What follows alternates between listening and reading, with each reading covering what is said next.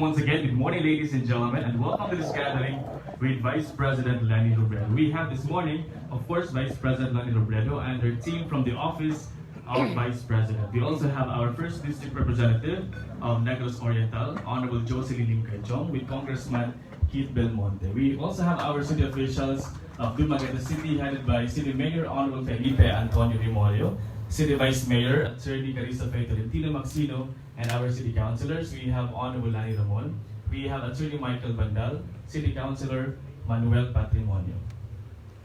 We also have this morning from the Negros Oriental Chamber of Commerce and Industry, we have Sir Edward Tu, together with Sir Greg Oymachao. Sir, good morning. We also have this morning our the Vice President for Development of Silliman University, Professor Jane Annette Bellarmino.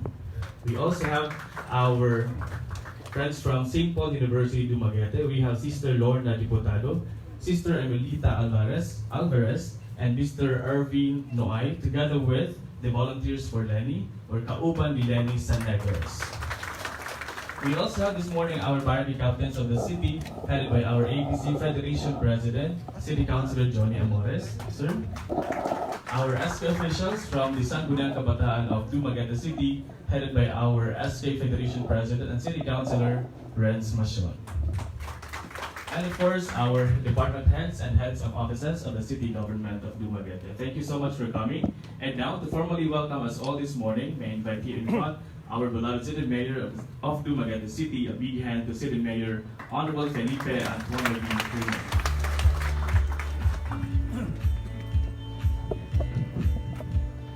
I'll make this brief. We welcome our beloved Vice President. She's here on a mission to help those victims of the devastation because of the recent Typhoon Odette. it is also a way of thanking God that Dumaguete was really spared. And because of our prayers, and I thank all the preparations. We really prepared for this, Madam Vice President. First, I'd like to give due recognition to our the city BRRMC, si Allen Cabaron, General Ray Rawas, all the barangay officials, or city health office, the health, si Dr. Tala, the SWD, the members of the city council, the business groups, everyone helped really in evacuation, in the providing of the food and relief goods, and we can be proud, no? In a way, because right after the event, or rather the Odette, Typhoon Odette, imagine Uniqlo opened in Dumaguete the following day, and Pancake House. That's how safe we became, no? And Congressman Chiquiting, please join the Vice President. Please sit beside her. Okay, Congressman, yes, sit beside her. Anyway, so as I said, we thank God. That's why all our resources now, whatever we have left, we bring them and assist. I direct Mr. Cabaron to assist, and our GSO to assist by City, Manhuyo, Bindoy, and all those, including Cebu if we have time. Our Bureau of Fire will fill up their fire trucks with fire tanks with water, potable water, to distribute. This is also to assist also our Vice President's mission to help Negros Oriental. And I think she will tell you where she went before this. So this suddenly organized breakfast before she goes to her mission. Thank you, media, for being here. She might not have much time, that's why everybody wants to see her and get a picture of her. I'd like to recognize our former SK president, si Danny. Danny, please stand up. Okay, many predecessor ni Renz and Stacy, yung daughter, yung sister. They came here just to have a picture with you. Si Raquel, sa volunteer for LENI, gusto magpa-picture. Everybody wants to have a picture with Vice President Danny. So, welcome one and all, and have a sumptuous breakfast with our very own Vice President. Vice for now, President for later. Okay, thank you very much. There you have it, ladies and gentlemen. That's Dumaguete City Mayor Honorable Felipe Antonio B. Limon. At this point, ladies and gentlemen, may I invite you here in front our Vice President of the Republic of the Philippines, Vice President LENI Robredo.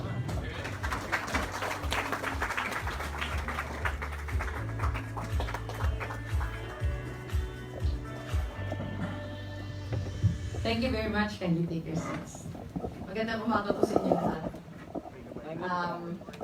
Of course, Mayor Ipe, thank you very much for gathering everyone. This is a pleasant surprise. Ang sabi ko lang po, I'm on my way to Manhuyod and Bais. Sabi ko lang, gusto ko lang mag-courtesy call kay Mayor Ipe. And I'm so happy that all of you are here, kahit po biglaan. Of course, Vice Mayor Carissa Faye, all the councilors, kasama ko po Kong Josie, Congressman Kit Belmonte, of course headed by our ABC President, the SK officials who are here, headed also by our SK Federation. I'm so happy also that our volunteers and our supporters are here this morning. Sa inyo pong lahat, hindi ko na po iisa-isahin. Magandang umaga muli.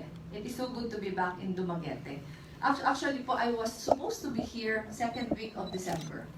I would like to apologize na nagulo yung schedule namin. So na-push back. Sabi ko, January na lang para maayos yung schedule. But because of the typhoon, nakapunta din ako ng December. Of course, this is not a happy moment, but I'm still glad that I would have an opportunity to thank everyone who has been doing a lot already to support the campaign. But when the disaster struck, my request to all the supporters was to suspend all election-related activities muna, and make a call to action na magtulong-tulong din for the past 5.5 years. I think every one of you know that our office has a very limited mandate. We have one of the smallest budgets in the entire bureaucracy. But the reason why we were able to do the many things that we were doing is that we really banked on the bayanihan spirit of the Filipinos. We launched our anti-poverty program, which we call Angat Buhay, the same year that I started my term. And we were able to provide a platform where government and the private sector and the local governments are able to collaborate. So napakarami po namin programa. In fact, pabalik-balik po ako dito sa Negros Oriental kasi meron po kami mga programa sa Zamboanga. Meron po kami mga programa sa Zamboanga. We go to the far places, the small towns where we feel that access to national government programs are not too much, and we try to help them. So in the Negros Island, karamihan po sa mga programa namin nasa mga maliliit na lugar. In Negros Oriental, of course we did a program in Manhuyod also. Pero in Negros Oriental, most of the projects went to Zamboanga. We also have several programs in Hinobaan, and we usually go through Dumaguete instead of Bacolod because it's nearer. So when we go to Hinobaan, we pass by Dumaguete. Pero I think we have a school program, and we also did in Siliman University. So it's many different programs over the course of the 5.5 years. Pero kaya po kami mabilis makagalaw in disasters because we have been in all the disasters since 2016. So we are able to deploy a team at speed kasi sanay na yung aming mga staff to be doing all these things. So today, I will be going to 3 provinces, Negros Oriental, Occidental, and Iloilo. The day after the typhoon struck, I already want to go around, but we were only cleared to go to Bohol. So the first place that we visited was Bohol. Next day, we were in Cebu. Yes, hindi pala yesterday. Nakakalimutan ko na yung mga araw. Sunday. Yung Saturday, we were in Cebu. Sunday, we were in 4 places kasi pwede na kaming lumipad sa iba't ibang lugar. So we were in Surigao, we were in Siargao, we were in Dinagat Islands, and we were in Southern Leyte.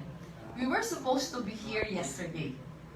Dapat po sana kahapon kami dito, pero napakahirap pong magpadala ng relief goods ngayon. Dahil ang dami pang mga transport na hindi available. Yung mga eroplano can only take a small portion of what we want to transport. So kahapon, kulang pa yung dadating, we pushed it for 1 day. Pero yung lahat pong mga lugar na dinaanan namin, ibang klase. Nakita po namin yung ferocity of the typhoon since last year, when yung sunod-sunod na 3 typhoons, Kintaroli and Ulysses, struck the Philippines also. Babad na babad po kami in the places where, especially Typhoon Rolly and Typhoon Ulysses struck, Cagayan, Isabela, Aurora, Quezon, and Bicol. Grabe na talaga yun. Grabe na yung tama. And nakikita po namin itong Odette, same ferocity. So far, ang worst namin na napuntahan is Siargao and Dinagat Islands. Yung Dinagat Islands po, pumunta kami, parang walang nakatayo na structure at all. Ito po I'm very happy that you all are here. And I'm very happy that Mayor Ipe mentioned already that the entire community is mobilized already. Yun po yung aming call to action to everyone, na pagtulong-tulungan na natin. Pagtulong-tulungan na natin ito kasi lalo na kasi magpapasko. Talagang yung helplessness of the people. Yung mga pinupuntahan po namin, yung sigh of relief na napuntahan sila. In fact, when we were in Dinagat the other day, grabe yung sitwasyon ng tao. Pero pagdating pa lang namin, sumaya na sila. Yung saya na just an assurance that they are not forgotten and hindi natin sila papabayaan. And I think that should be the message to everyone, na let us set aside all the differences for now, because a lot of people are really would depend on us for help. And the amount of damage that this typhoon caused, talagang unimaginable. I cannot even begin to think kung paano natin sa kanila paparamdam yung Christmas. So that is what we have been doing since the typhoon struck. We called for not just donations but volunteers, and we are so happy that a lot of people are responding to the call. Hindi po kami nahihirapan to get volunteers on the ground. In fact, nag-uusap kami ni Kong Josie kanina na when I leave after una po yung bais, no?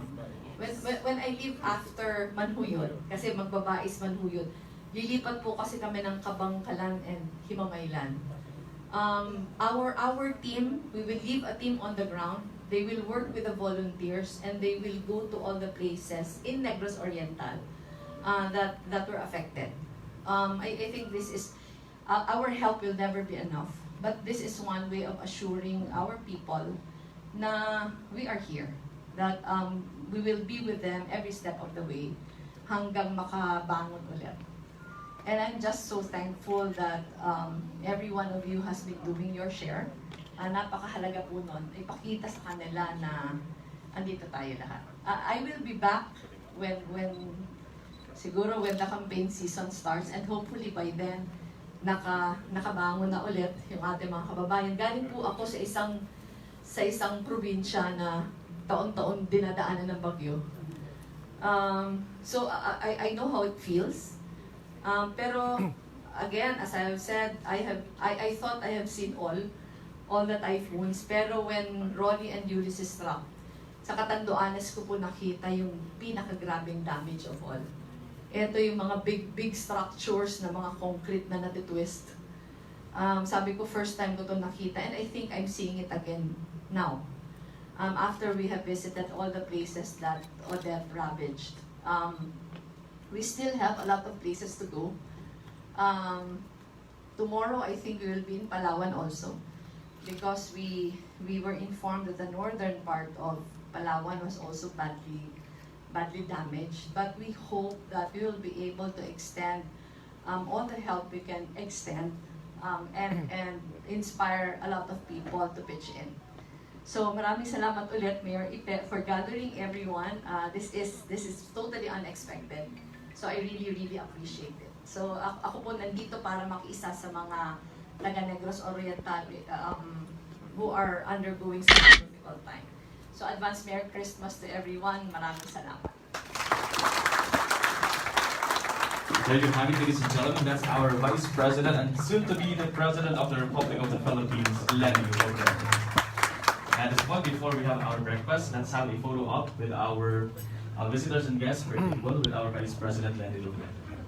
And after the photo op, your table and our We're like a petal yourself.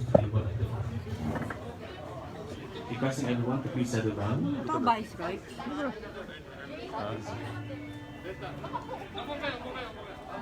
Look at the view. Look at the view. Hi! Once again, after the photo op, you now proceed to our Jordan, buffet look at the table. views. Look at the views. A view na to. What's about? A viewer na to. Yeah, heads up Dumaguete. Hello. Hi. Hey, there. Heads up. Hello.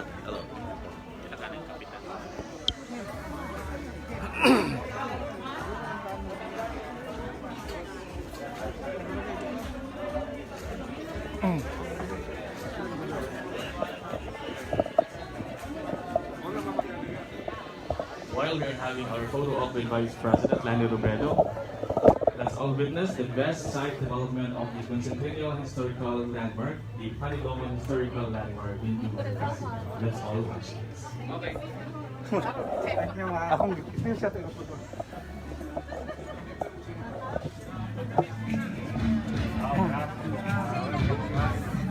Once again, you were watching live with the Vice President Lenny here at the Bethel Guest House with friends and supporters of VP Lenny. Here we go.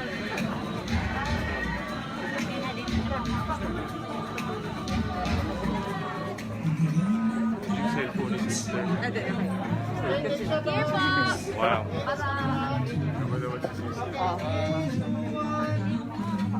One more, okay, ready, one. We're live here at Bethel Guest House with VP LENI. No?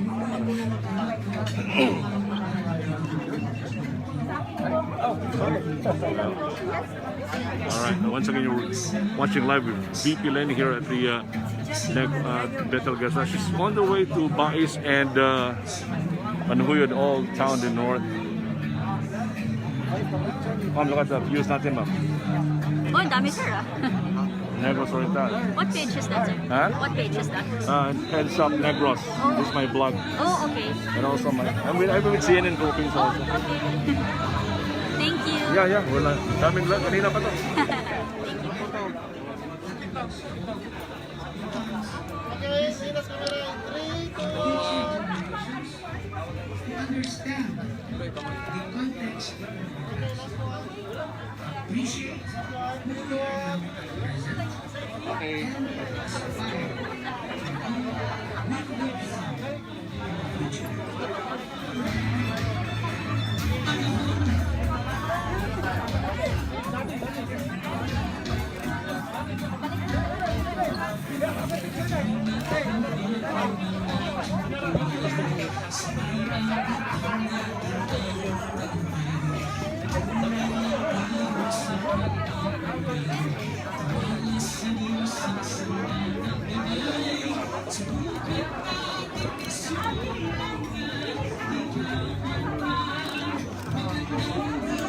Okay, one more, one, two. Ha? Yeah, selfie ta. Because without the 17th part, the expedition of Ferdinand Magellan and Sebastian Elcano would not have been complete. They could not have been said that they have circumnavigated the world. Kana ko yung ato nga eskwelahan sa Pangita, Roy. Ah. Di maagian ka puro bato. Dito gumri. Gunit kita. Oh, sige. Meron ko ang part. Sige.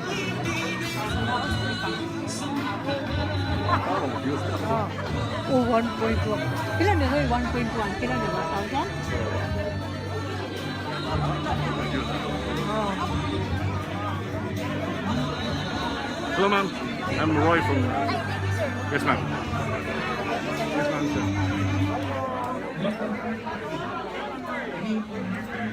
Mas na-enhance pa tayo tungkol sa awareness ng implementation.